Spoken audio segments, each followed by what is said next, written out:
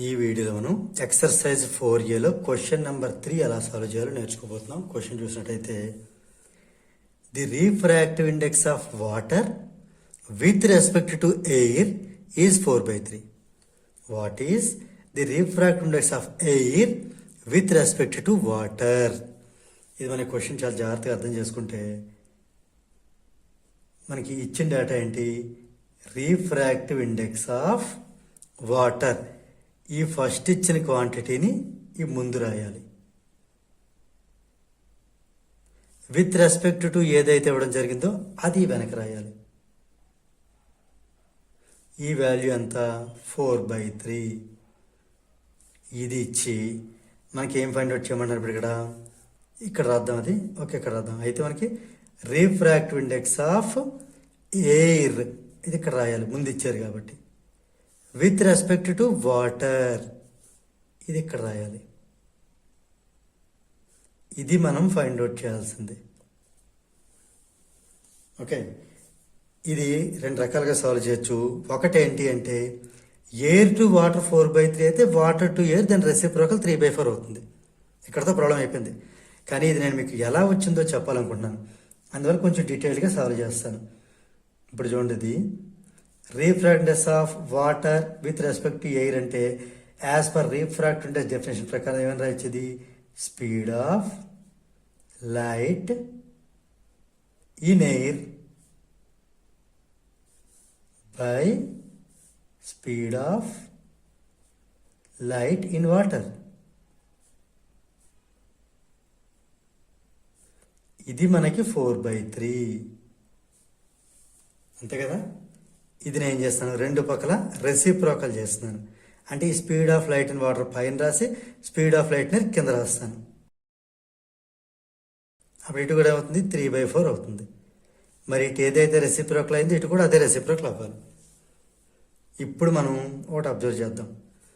ఇక్కడ చూడండి, ఈ రీఫ్రాక్టివ్ ఇండెక్స్లో ఎయిర్ అనేది ఇక్కడ ఈ పొజిషన్లో ఉన్న ఎయిర్ని ఇక్కడ రాశాను.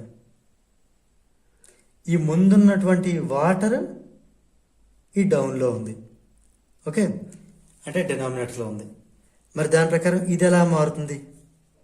ఇది రీఫ్రాక్టివ్ ఫామ్లో రాయాలంటే ఇక్కడ చూడండి, ఎయిర్ని సపోజ్ నేను ఎయిర్ని ఫర్ ఎగ్జాంపుల్ 1 అన్నాను, ఇక్కడ 1 రాశాను. ఇది 2 అన్నాను వాటర్ని, ఆ 2 ఇక్కడ రాశాను నేను. ఇప్పుడు ఇక్కడ పైన 2 ఉంది, ఈ 2 అనేది ఎక్కడ వస్తుంది? ఇక్కడ వస్తుంది. అంటే వాటర్ ఇక్కడ వస్తుంది. ఎయిర్ అంటే 1 ఇక్కడ వస్తుంది. ఈ వాల్యూ ఎంత? 3/4. ఓకేనా. ఇక్కడ మనం first refractive of water with respect air అన్నప్పుడు speed of light in air by water రాస్తున్నాం. మరి ఇక్కడ speed of light in water by speed of light in air ఏమవుతుంది? Refractive of air with respect water అవుతుంది. అంటే డినామినేటర్లో ఎవరైతే ఉంటున్నారో వాళ్ళు రిఫ్రాక్టివ్ ఇండెక్స్. సింపుల్ చెప్పాలంటే ఇది రీఫ్రాక్టివ్ ఆఫ్ వాటర్, ఇక్కడ డినామినేటర్ ఉన్నారు refractive index of air with respect to water.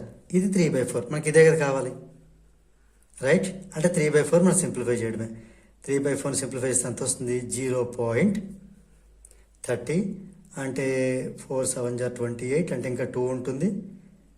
Point వల్ల 0 వస్తే మనకి 4 5 వస్తుంది.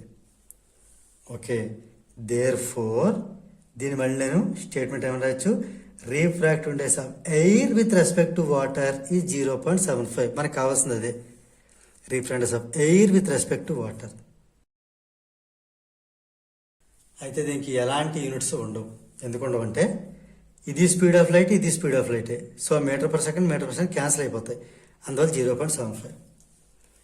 ఇది మనం కొంచెం సింపుల్గా సాల్వ్ చేయాలనుకుంటే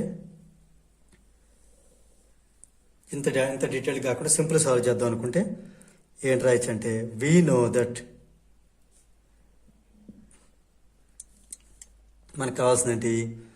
refractive index of air with respect to water is always 1/, refractive index of water with respect to air. వీటి పొజిషన్లు మారుతాయి. అంటే 1/, ఇది ఆల్రెడీ ఇచ్చిన వాల్యూ 4/3 కాబట్టి 1/4/3. ఇది రెసిప్రోకల్ ఏమవుతుంది? 1 ఇంటూ ఇది రెసిప్రోకల్ 3/4 అవుతుంది. అంటే 3/4 వస్తుంది.